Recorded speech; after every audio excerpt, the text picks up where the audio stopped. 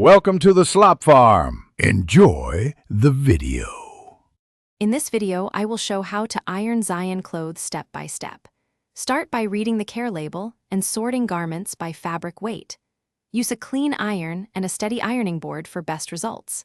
Fill a spray bottle with clean water for steam touches and have a pressing cloth ready for delicate fabrics.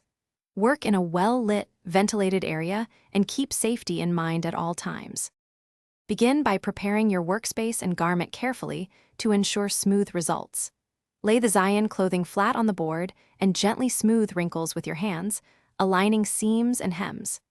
Adjust the iron temperature to match the fabric and test on a hidden area if unsure. Keep steam readily available and a spray bottle for stubborn creases. Take time to press gently and avoid lingering too long on one spot. Focus on technique to protect fabric and achieve a crisp finish when ironing Zion clothes.